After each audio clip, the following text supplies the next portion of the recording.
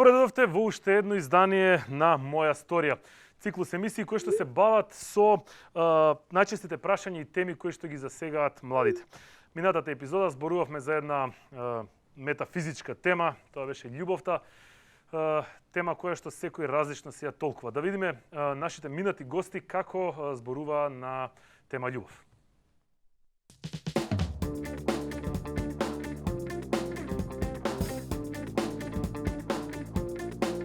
Уживајте во љубовта. Било да е романтична, било да е кон мајка, кон пријатели, уживајте во нејзи, во сите емоции што таа ви ги буди, дури ако ви излудува и не можете да спиете зашто мислите за вашиот партнер, уживајте во тоа. Тоа е нашиот бензин, љубовта, не можеме без неа. Потрагата по љубовта е вечна, сите ќе продолжиме да ја бараме и продолжете и вие. Оставете малку простор да сакате и да бидете сакани, дека можеби љубовта е единствената работа која исто толку ни не храни кога даваме, исто толку и кога ја примаме.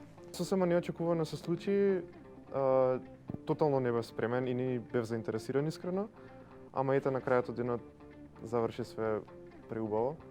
Ни треба уште еден целосен со кој што би можела да резонираме и да си се разбираме. Значи да не разберат и да бидеме разбрани. Тоа е тоа, ама пред се биди љубов ти.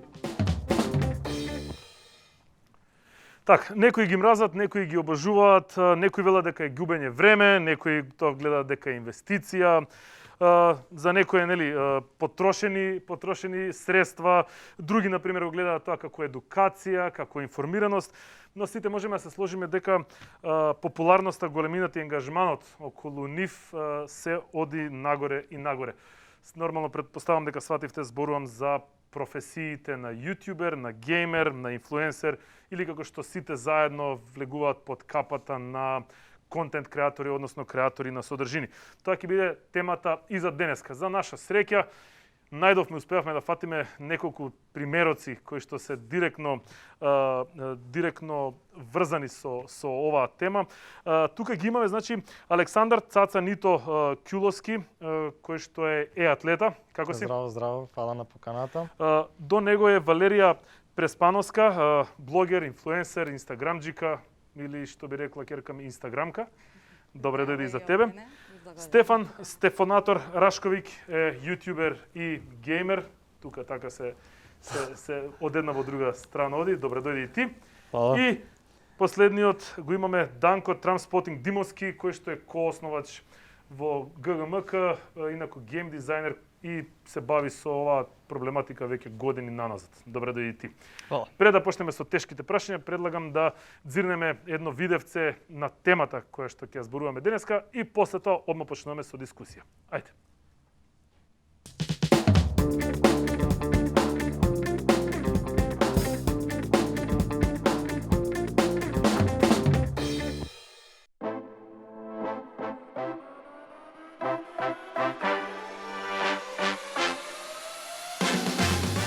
Инфлуенсер маркетингот пак е професија во подем и е многу актуелна, која преку социјалните мрежи овозможи поинаква димензија на маркетингот.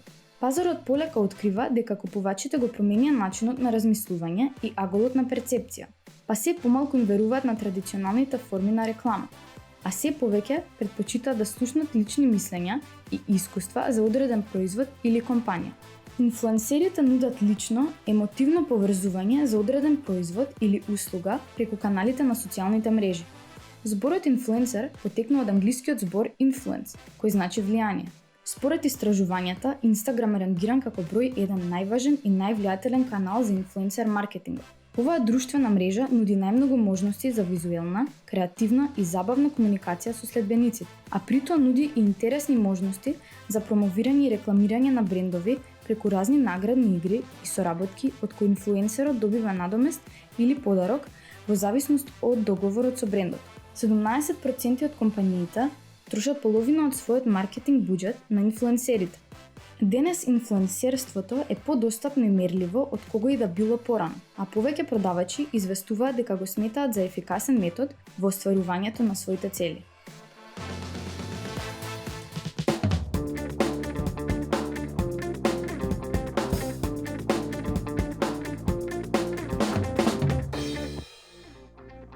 Данко, како најдолго време човек упатен во оваа работа, кажи ми, можеш ли да малку да ни објасниш што се опфаќа поимот контент креатори, односно креатори на содржини? Да, секако. Многу интересна работа е тоа со креирањето на содржини на интернет специфично. Бидејќи интернетот, за разлика од традиционалните медиуми, дозволува многу голема слобода. И при процесот на создавање на содржини во таква слобода, многу е лесно на публиката да се согласи со тоа ти кој што го зборуваш, да биде на иста страна со тоа за кој што ти разговараш. И создавање на содржини може да биде за апсолутно све. Зашто ти сакаш да зборуваш, што тебе ти е најмило, може да биде нешто кое што луѓе ќе имаат интерес да го гледаат и да го следат. И тоа е нешто кое што е многу ретко и поврзано само со тоа дека на интернет имаш слободата да можеш да зборуваш за сите овие работи и да бидеш заинтересиран можеби за ниш работи или можеби за работи кои што се за многу поширока маса. Што значи дека создавање на содржини може да биде апсолутно све. Дали сакаш да зборуваш за шминка, дали сакаш да зборуваш за видеоигри, дали сакаш да отпакуваш телефон, дали сакаш да зборуваш за како работиш на својот, не знам, мотоцикл и како го средуваш својот мотоцикл или да се тркаш, да играш игри, луѓето те гледаат додека ги играш игрите. Апсолутно се што можеш да замислиш дека има некаква форма на хоби или интерес кај некој човек, може да биде содржина на интернет и да има комерцијален успех. Така. Стефан, односно Стефанатор, ти си еден од најгледаните и најследените јутјубери во Македонија, можеби еден од првите, ако се колку што се сеќавам јас, кај нашто почнаа по тој тренд да одат. Кажи ми, цело време јутјубер, како се станува јутјубер? Што предиспозиции треба да има човек за да рече јас сум јутјубер? Мислам дека секој може да се нарече јутјубер што има свој YouTube канал и се представува некако како личност. Кога те слушам вака, како си викам, чекај се пуштив YouTube. Добро, извини. Мислам дека секој што не е уствари како некоја си, како компанија, како нешто го се представува себе си како личност на тој YouTube канал, секој човек што сам себе се снима може да се нарече јутјубер. Така, значи, у принцип има врска колку треба да имаш минимум следбеници или минимум часови стримање за да се речеш дека јас сум веќе јутјубер? Не.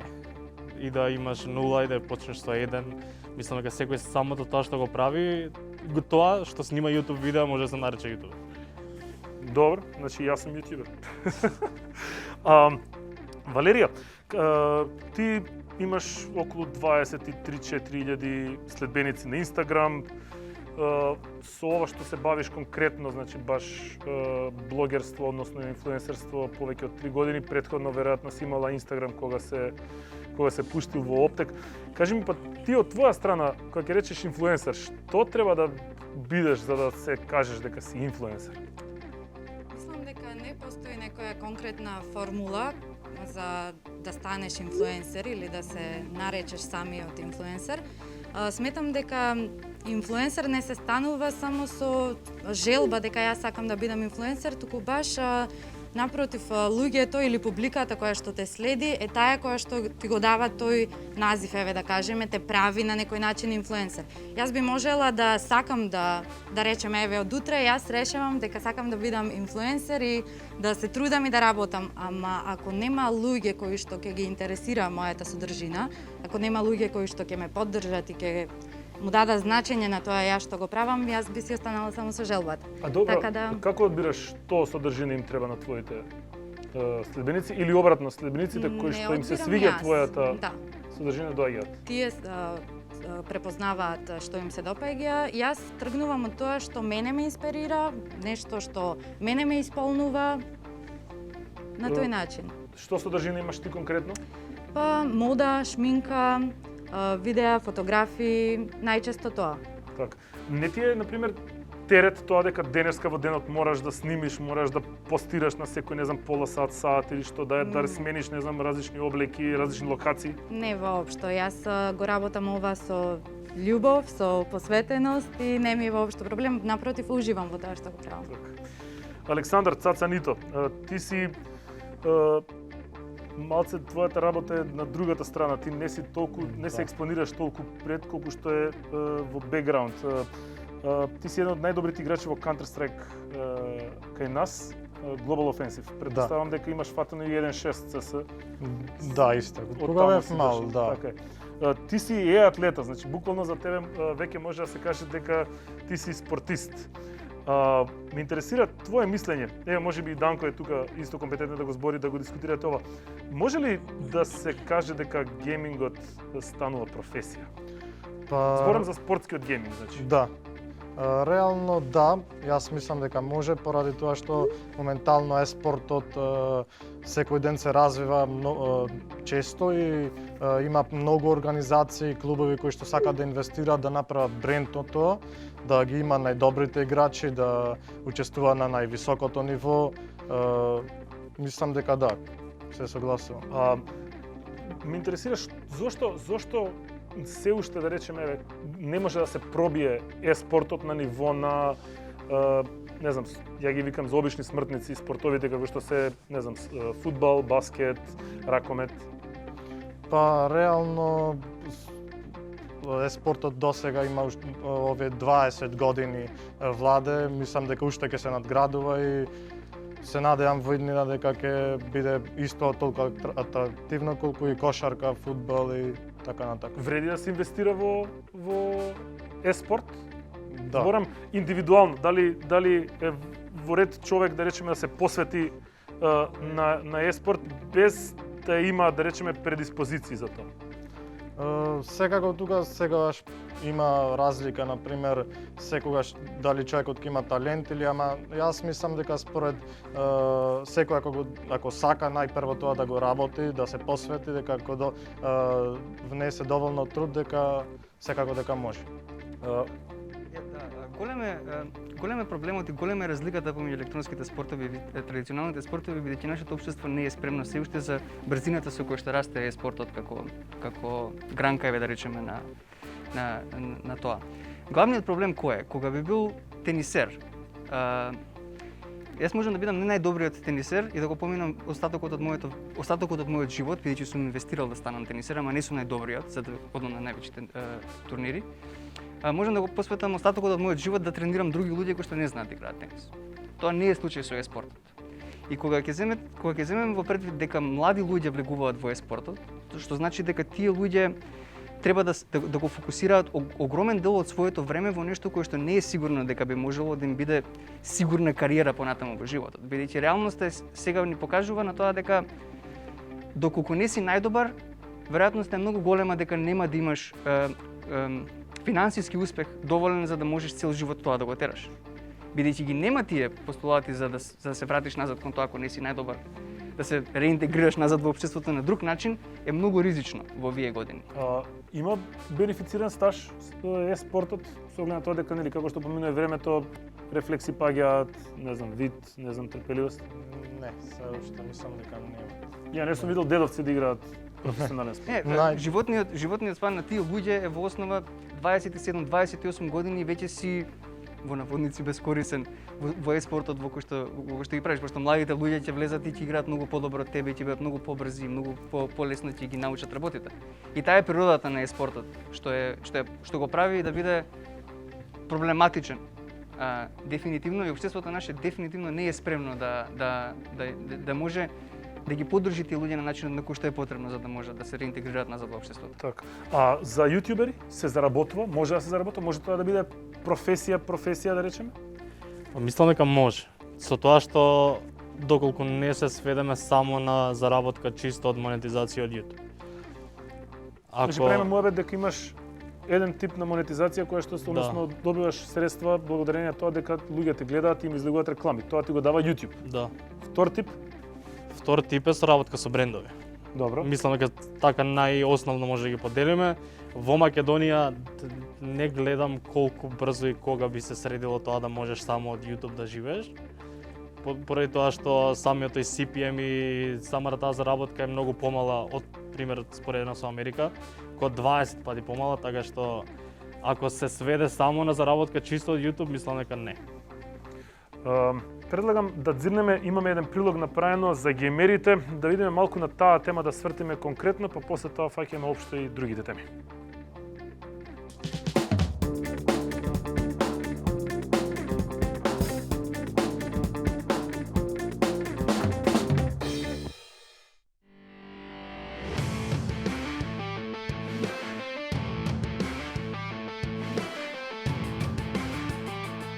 Интернет понудата од ден на ден се повеќе се збогатува. Така, во последните години, e-спортот и геймерите станаа многу популарни како централна форма на забава ширум светот. E-спорт представува термин која подразбира организирано надпреварувачко играње на видеоигри на професионално ниво. Овој вид надпревари се играат за паричен надомест или одреден фонд на награди пред публика или преку интернет пренос, а се организираат според одредени правила во спонзорирани лиги или турнири. Самиот термин е кратенка од електронско или дигитално играње на видеоигри, а за прв пат се спомнува во 1972 година, кога Универзитетот Стенфорд официјално е организиран први надпревар во играње на игра Space War.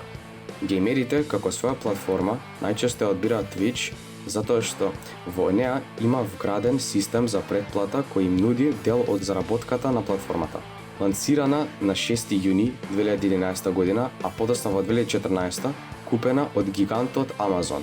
Twitch во февруари имаше 3 милиони стримови месечно и 15 милиони гледачи дневно, што го прави овој сервис посупериорен од сервисот на YouTube Gaming.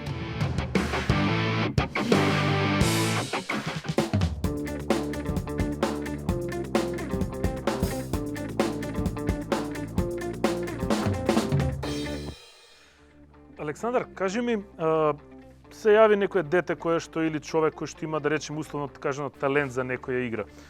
Што треба да постапи и да направи? Кои се чекорите за да може да влезе малку посериозно и професионално во e-спортот?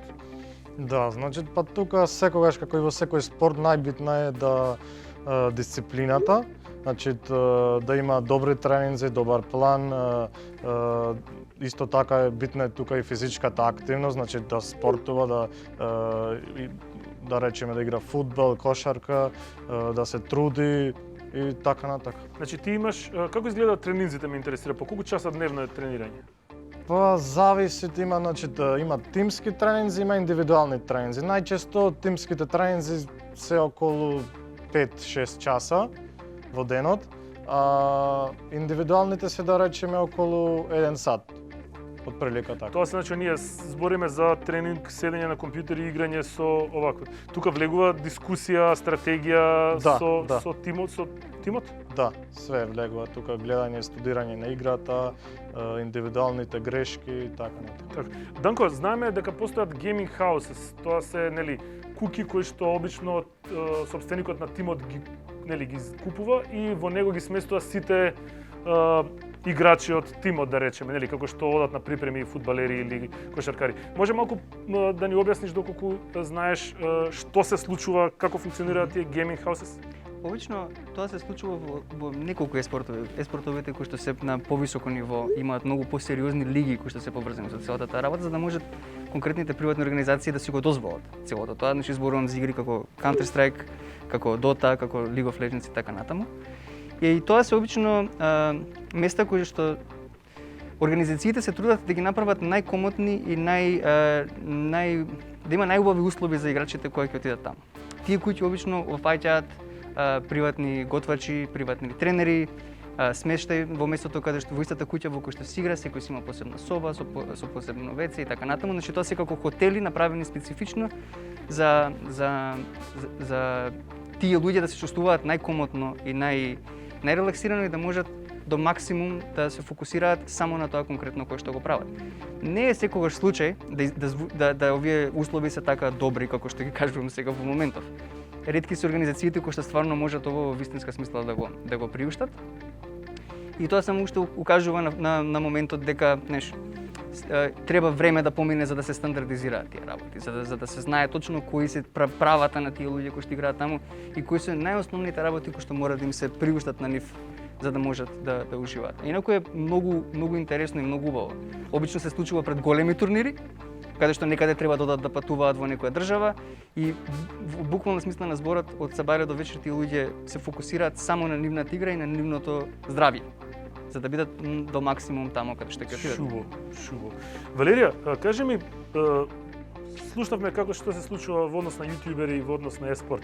Кажи ми, интересира кај нас инфлуенсерите можат да го користат, нели, да користат својата моќ на влијание со тоа што се инфлуенсери за да заработуваат, да речеме, за нивно живење без прст да мрдаат за други работи. Мислам да. Ако навистина е квалитетна содржината која што ја креираат, се уште се развива точно, оди кон некоја нагорна линија, но полека може да се каже дека може да биде и самостојна професија. Пример, јас лично сум дипломиран преведувач по германски и англиски јазик и во моментов немам потреба на некој начин за дополнителни приходи да се занимавам со првичната моја професија, туку го работам ова што на некој начин повеќе ме исполнува и во моментов можам да кажам дека е окей, може да се смета како Претпоставам дека единствена професија. главниот приход се од договори кои што ги правиш со Точно, брендови, да. со спонзори? Соработки, да, со брендови. Колку време траат договорите со брендовите? Зависи, со сите различни. Тоа е сепак договор од двете Најдолгиот страни. договор тебе колку ти трае? 2,5 месеци. Така. Така нешто. И добро, и се случува да имаш луфта кај што немаш едноставно никаков договор да се прекопи или со Да, спонзори? нормално, да. Значи, па до некаде може би тој период кога на некој начин чекаш некоја нова соработка, е таа несигурност во професијата која што до некаде е ризик. Ама сепак зависи од како што кажав, квалитетот на содржината, доколку навистина го работиш нештото со љубов и со посветеност, секогаш ќе има некој кој ќе го препознае тој труд и ќе сака да те ангажира. Така. Ме интересира сега сите вас. Знаеме дека ова е прилично скап спорт во секој сегмент, значи од опрема, од дали е тоа скап телефон, светло, камери. Кажете ми на што најчесто се оди буџетот кога се припрема, дали студио, дали гейминг машина, дали добар кадар во инфлуенсерството? Кој сака нека Еве, почне? јас би рекла првин основното нешто кај мене е телефонот. Добра камера на телефонот. Понатаму добар апарат за фотографирање. Тоа е нешто најосновно. И се разбира дополнително светло и тие пропратни. Ти се носиш дополнително човек со тебе кој што те фотографира? Најчесто ме фотографира дечко ми. Добро. Значи мораш, Покрај некои договорени фотосесии со фотограф, да кажам. значи вие да речеме, не знам, ти како инфлуенсерка излегуваш од дома и задолжително мора да имаш со тебе освен телефона, да си имаш и апарат и човек кој што условно кажано ќе може да фати Да. момент овако. И тоа трае и тоа нема крај. Не е малце така дете фаќа малце, не знам, клаустрофобија дека цело време мораш да бидеш подготвен и цело време да си на штрек. Не, како што не го чувствувам како да сум цело време на штрек. Ти завидувам. Неверојатно. Александар, кажи Да. ми во однос на ригот, на хардверот. Па значи нормално дека морат најчесто да се опреми добар, да имате добар компјутер, добри компоненти, исто така опремата на глувчето, на тастатурата да имате најсовремената опрема, што знам, добра столица, добра маса, тоа е тоа. Значи тие работи се Да, уствари најчесто е тоа. Компјутерот да биде значи многу добар, да нема кочење и такви работи, да има најсовремената опрема, интернет. исто така интернетот, да. А добро, тие работи сам си ги купуваш ти или ти ги провајда некој, да речеме, не знам, менаџер или од клубот или како и да е? Па најчесто сега во оваа ситуација ги купувам сам. Најчесто сам ги купувам. И тоа. Така. Стефан, кај тебе мислам дека сетапот е малце покомплициран, така? Да, со тоа што јас сметам дека не е баш пресудна опремата. Дека најважен си ти како карактер и што ти ќе донесеш. Пример, да имаш некој си телефон што не е толку добар, да го поставиш пред себе само хоризонтално, пример, ако збориме за YouTube. Мара сега и со шорт се направи и тие да биде вертикално, да не забегуваме темата. Сметам дека ако твојата содржина е доволно квалитетна, ако е интересна, ако луѓето сака, дека не е толку пресудно да имаш скапа камера, скап микрофон, било што, секако помага, но сметам дека не е пресудно, дека секој што тоа сака да го прави, тоа го исполнува, дека може да почне со најмал телефон што не е воопшто скап, да почне со тоа, па понатаму како оди времето, самиот ќе се види и ќе се може да се овозможи поскапа опрема за тоа да го подигне на некој повисоко ниво. Да, јас сакам да се согласам со тебе, тоа е точно така. Прашањето беше во смисла сепак опремата, ако веќе некоја посериозна содржина или се согласувам дека најбитно е навистина тоа што човекот има да го каже, да го пренеси и да го покаже. А секако дека во секој случај може да се почне со најобичен телефон без никаков проблем. Сите и така почнува. Така почнува, да. Данко, ти од преска нешто се сложуваш? Да, се служам со Стефан. Во случајов немногу заради тоа што од моје лично искуство и ние го почнувавме подкастот, почнавме со најобична веб камера и со најобичен микрофон. Секој понеделник од 9 на gg.mk. На gg.mk, да. И го почнавме буквално со една камера и со еден микрофон заради тоа што го почнавме од љубов. И во основа сите овие содржини кои што се прават се направени на тој начин. Почнуваш, повеќето луѓето почнуваат со тоа што го имаат околу нив, бидејќи го имаат поривот да ја прават таа содржина. И кога доволно луѓе ќе се залепат на тоа што е поривот, пошто тој ентузијазам се гледа, ни една камера, ни една леќа, ни еден телефон, ништо нема да вдахне љубов од гледачите кон тебе за да биде тоа подобро. А истиот случај, мислам дека што не се согласувам тука во однос на електронскиот спорт е дека ти треба најдобриот компјутер, најдобриот монитор, најдобрата столица и така натаму. Мартин Сазов Сакса е еден добар пример на дечко кој што има заработено милиони до сега и е еден од лицата на Red Bull во еспортот на светско ниво, не само на Балканов, кој што јас се сеќавам кога ја почна неговата кариера дека играше на компјутер каде што играта не му работеше ни над 30 фрейма во секунда.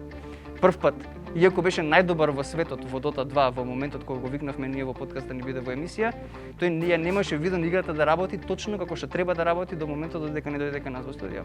Тој е многу интересен пример, бидејќи тој стварно сакал да игра таа игра и го посветил максималното време кој што може да го... имал и талент, има многу луѓе кои што ги посветуваат и поише од доволно време на игрици, ама едноставно талентот веројатно. И тука е тој ризик ствари што го спомнав претходно, што најубавите години во однос на развивањето како личност ти треба да ги посветиш на електронскиот спорт и ако не успееш, фрлаш образованието, ги фрлаш сите работи кои што те прават нормален член на општеството. Така да дефинитивно не се согласувам во однос на опремата за жал, заради тоа што стварно сакаш и ако си добар, ако отидеш во професионално играње мора да имаш минимум. Таму има стандарди, да. Најчесто кога почнуваш, да речеме, и јас кога почнав немав некоја добра опрема, ама сепак кога влегвиш веќе во професионалните води, да, има стандард.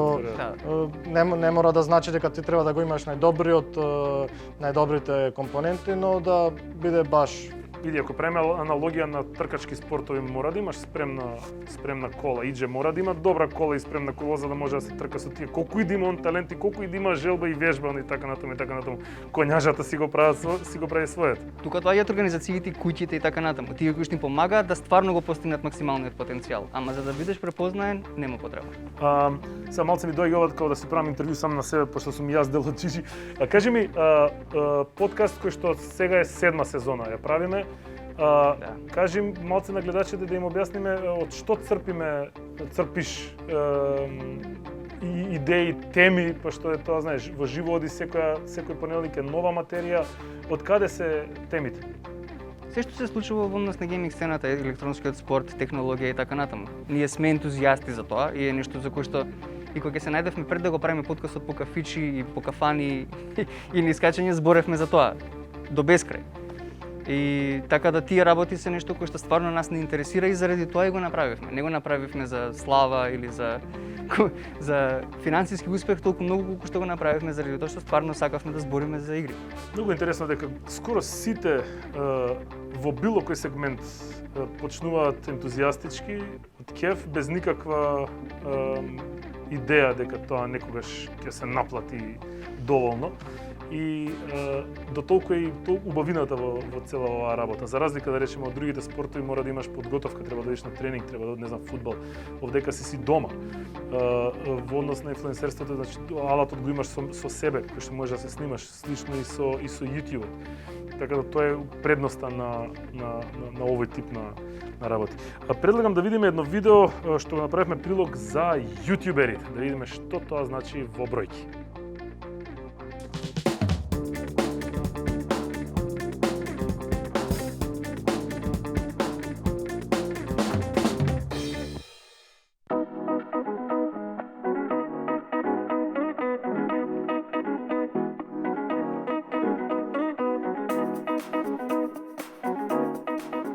Во последните 2 децении, социјалните медиуми станаа составен дел од животот на луѓето, но е клучен фактор брендовите да придобијат нова публика.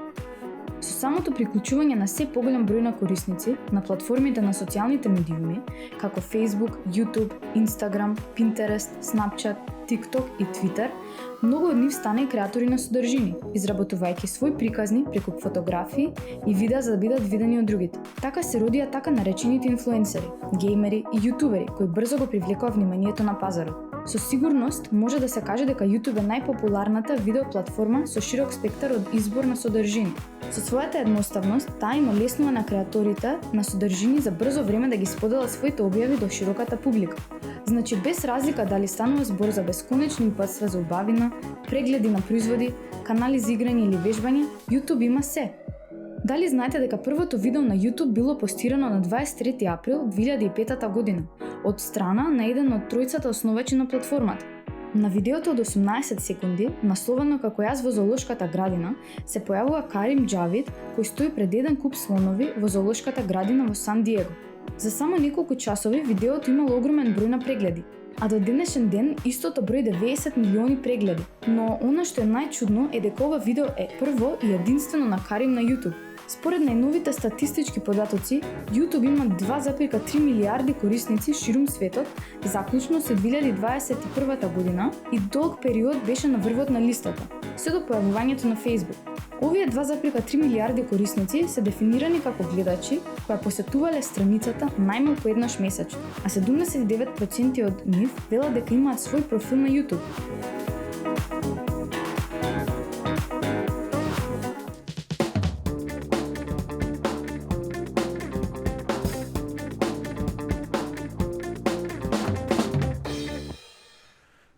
Стефан, во YouTube се користат еден куп музика и туги игри, туги видеа, слики. Како се регулирани копирајтот, односно авторските права на други видеа кои што се користат во твоите видеа?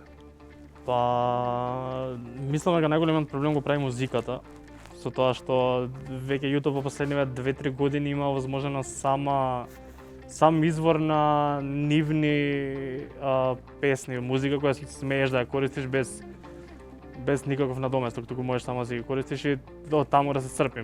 Постојат и некои надворешни страни кои ти овозможуваат што не си обврзан да имаш некои авторски права на самото тоа, туку само ги користиш бесплатно. Добро, моментот дека земаш други видеа да ги коментираш и уствари ти користиш туги материјал за да направиш свој материјал, не е малце тоа така, знаеш, не е ферски? Па, зависи... Знаеш како гледаш? Не, зависи од какво видео земаш и што коментираш и на кој начин го користиш. Ако тоа видео е поставено со цел некои други да го коментираат и ако тоа не му пречи на сопственикот, да кажеме, на видеото... Треба да прашаш ти за тоа или автоматски оди? Па, пак зависи зашто. Па не знам, видео кај што ставаш ластичиња Не, тоа беше уствари друго. Да. Видео кој што го земаш конкретно и го коментираш се, не знам, од последните видеа на твојот прв канал што го имаш. Знам дека земаше готови видео од контент креатори и сега ги коментираш во однос на тоа што прават. Или тоа нема никаква врска? Збориме за некои решавања како квизови, кога нешто јадам такви работи, ама тие баш за тоа испомнав дека тие видеа се правени баш поради тоа да се коментираат, затоа што јас примерувам многу видеа каде што е видеото самото по себе како некој си квиз и е направено баш поради тоа ти да го земеш и да коментираш врз него, така. Така, јасно. Валерија, кажи ми каде обично инфлуенсерите можат да погрешат во чекорите? Можат да погрешат ако почнат да ги сваќаат здраво за готово луѓето кои што ги следат и ги поддржуваат, во смисла да се вообразат, па како и во сите други професии воопшто, најчесто тука се прават грешките кога луѓето се вообразуваат и ја губат некако скромноста. Исто можат да погрешат доколку тргнат да соработуваат само за да прават соработки само за водечка мисла да им биде приходот, значи заработката, а да не ги интересира што рекламираат, што прикажуваат, за што зборуваат. На некој начин да се водат само за што поголема заработка е без разлика каква и да е соработката. Мислам дека тоа се тие некои моменти. Имаш осет од прилика твоите пратеници дали ти веруваат и колку ти веруваат на тоа што ќе ми го кажеш? Па имам до некаде, да, би можела да кажам дека имам, бидејќи Поголемиот дел или? Па поголемиот дел сега зависи. Според тоа што добивам и директни пораки во ДМ кога станува збор за некоја консултација или пофалба, го купив овој производ, супер, ти благодарам на идејата и така натаму, значи директен контакт со луѓето кои што ме следат. Така да би можела да кажам дека ми веруваат. Данко, во GG подкаст многу често се дебатира на теми игрици, теми гейминг хардвер и така натаму. Имаш осет колку фоловерите и сабскриберите на GG веруваат на подкастот и на групата? Да, апсолутно. Апсолутно. Природата на содржината која што ја создаваме тоа да биде во живо. И ја правиме намерно да биде во живо за да можеме Twitch како платформа ти дозволува додека оди твојот контент во живо, од страна да ги гледаш коментарите на луѓето кои што ги пишуваат. И многу интересно бидејќи мислењата наши се секогаш поделени за тоа кој што го зборуваме, бидејќи кога гледаш едно уметничко дело, секој може различно да го прецепира. Дискусијата и во чатот е секогаш различна. Тоа значи дека голем дел од тие гледачи кои што не гледаат се поистоветуваат со тоа кој што го зборувам јас, го зборуваш ти, го зборува Богдан Стојчевски и така натаму. Така да дефинитивно ни веруваат, ама не сите мене и не сите тебе. Си бараат секој Него има луѓе што мене ми веруваат, има луѓе кои што тебе ти веруваат. Така. Александар, ти не стримаш редовно, пошто претпоставам дека веројатно се фокусиран на играњето. Кажи ми да ми издвоиш некои така по-битни надпревари, утакмици, учество, резултати што си ги освоил до сега. Да, па вака индивидуално моментално сум во највисоката лига на Counter Strike, тоа е Faceit Pro League, каде што се надпреварувам со најдобрите кантераши моментално во светот. Исто така пред една година играв за шпанската организација Tenerife Titans, тој беше мојот прв интернационален тим каде што патував, играв во Барселона на Super Orange лигата, првата лига во Шпанија. И имав исто така турнири во Белгија, во Брисел, каде што се надпреварував исто така со многу добри познати личности. Што е следно за тебе? На каде оди приказнал? Па здравје, се надевам да дам максимум да влезам во најдобрите 15 тимови, да сум меѓу рамо до едни од најдобрите кантераши на сите време. Кој е најголемиот настан светски во однос на Counter Strike? Па има повеќе настани, например се викаат мејџори, тие се најголемите турнири, например PGL Major Краков во 2017, кој што беше еден од најгледан и еден од најследените турнири во светот. Така.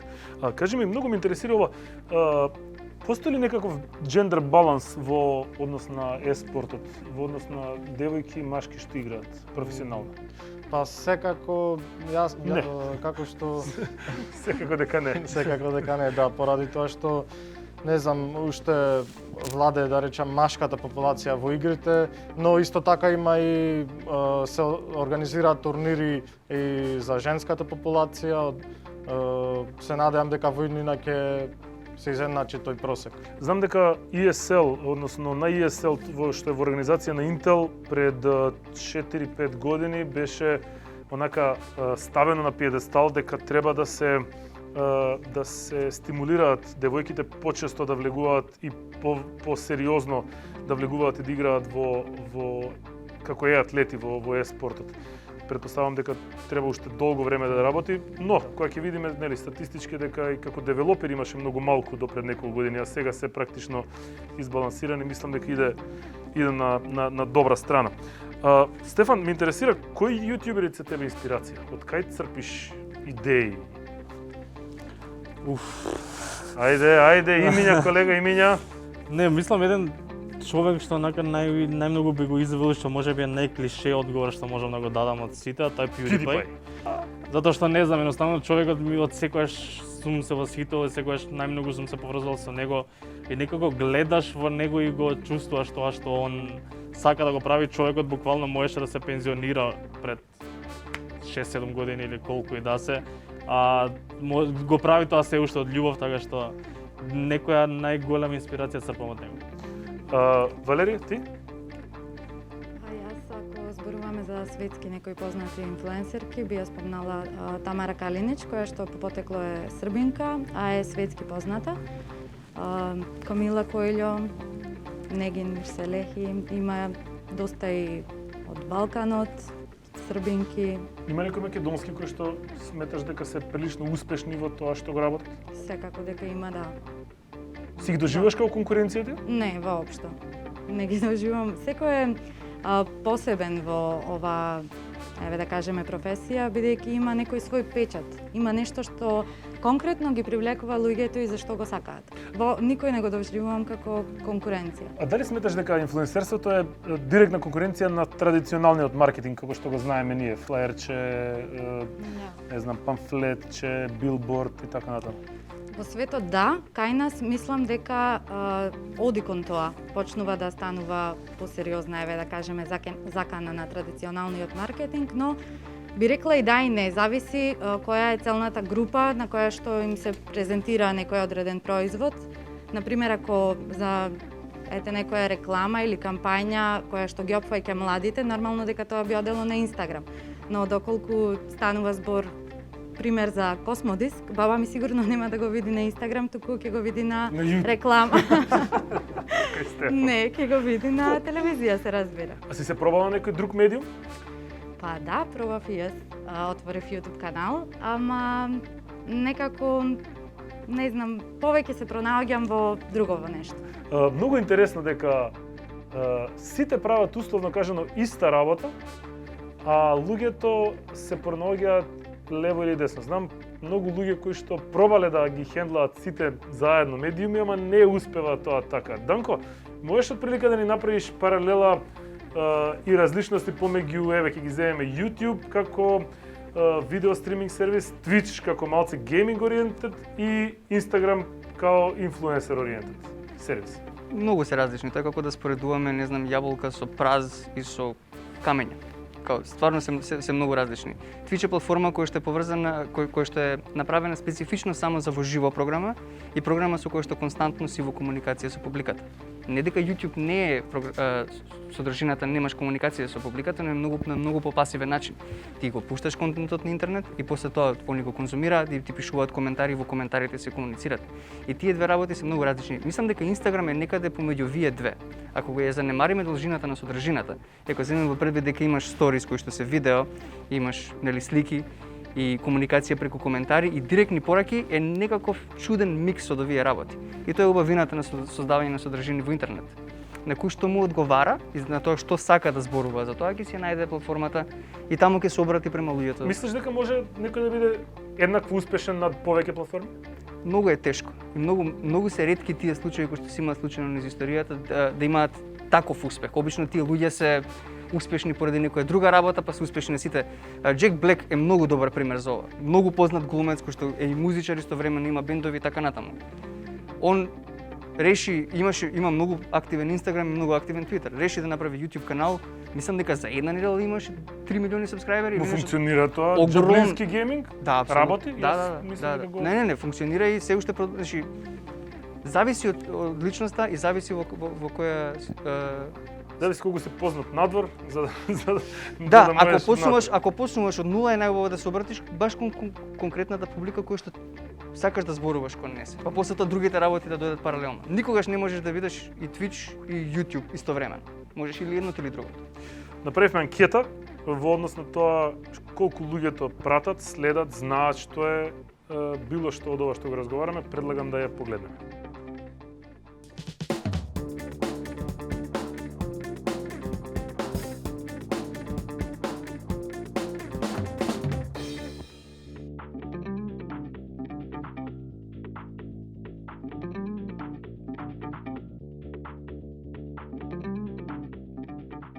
Здраво, јас сум Марија. За денешната емисија ќе ги прашам моите врсници за креаторите на содржини, како што се геймерите, јутуберите и инфлуенсерите, кои им се умилени од нив и дали истите тие се бават со креирање на вакви содржини.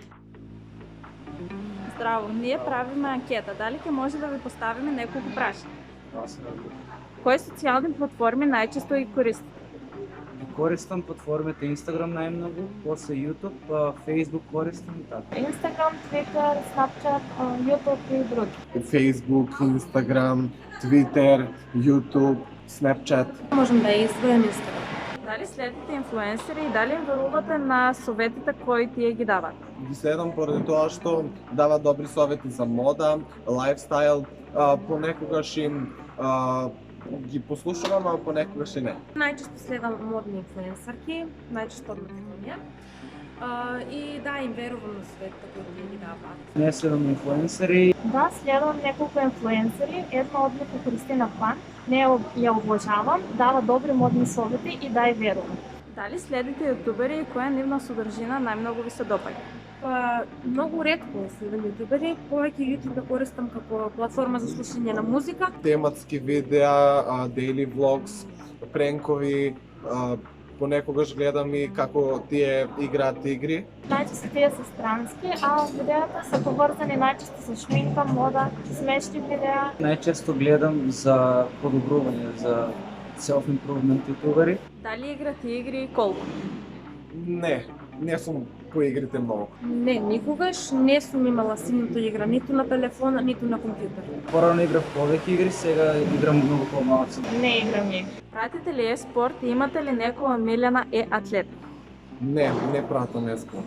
Не следам спорт. Да, пратам спорт. Порано следав повеќе. Тогаш во тоа време ми беше омилен тимот Фанатик. За жал не пратам спорт. Нека ми кажеш. Валерија, знаеш што значи АФК? Away from keyboard. А БРБ? Be right back. Човече. А ACE? Не. Александар? Убивање на 5 противници. Така. Како беше тоа едно wallbang? Тоа е убивање преку некоја препрека, зид или нешто така.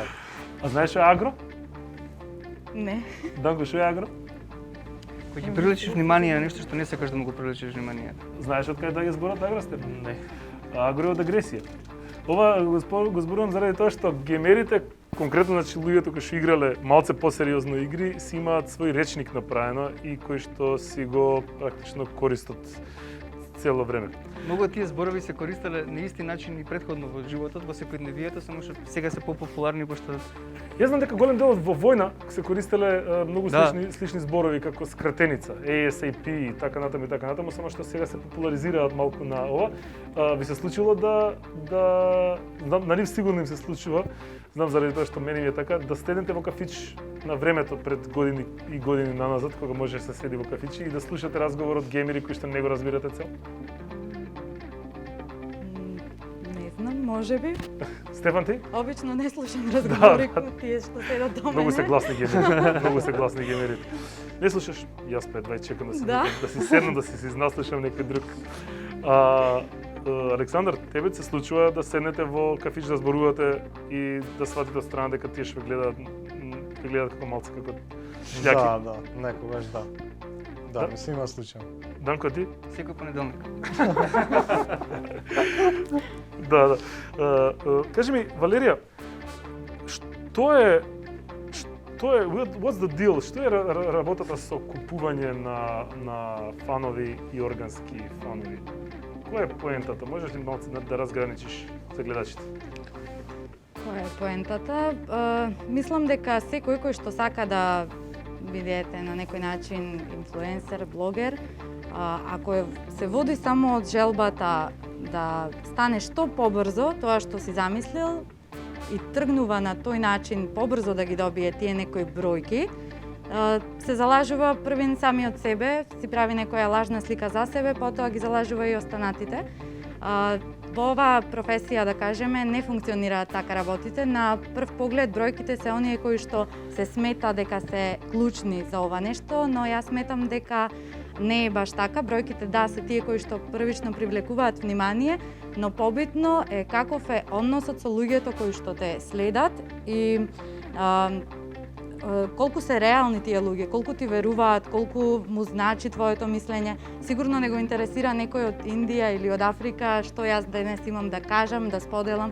Тие се тие некои лажни бројки, лажни фоловери. И тука мислам дека нема некој успех. Жално е што понекогаш брендовите знаат често да се залажат со тие бројки и да ангажираат некои, да кажеме, со лажни фоловери и на крај да испадне дека не се задоволни од таа некоја соработка. Стефан, пред крај ме интересира, обично така завршувам со the meaning of life, да им кажеш на гледачите. На што да внимаваат луѓето кои што се уште немаат отворено YouTube канал, се уште немаат ниту еден subscribe и view, а сакаат да почнат? На што да се фокусираат? Од страна на YouTube. Мислам дека најмногу треба да внимаваат да не забегаат на страна и да не пробуваат да бидат нешто што не се. Тука едноставно да, ако веќе си како креатор на содржини, да тераш со тоа што сакаш да го правиш и тоа што те исполнува, па се друго да ќе се дојде по себе. Мислам дека најкратко така би го опишал. Мастер Јода. Данко, од твоја гледна точка како... Апсолутно, истото. Многу е лесно да пробаш да бидеш некој кој што не си на таква платформа и тоа можеш да го тераш некое време, ама на крај ќе излезат работите на виделина и тоа многу голема штета може да направи. Така да најбитната работа е, мислам дека да бидеш тој што си и да си го правиш тоа што стварно сакаш да го правиш, бидејќи луѓето ќе прогледаат низ тоа.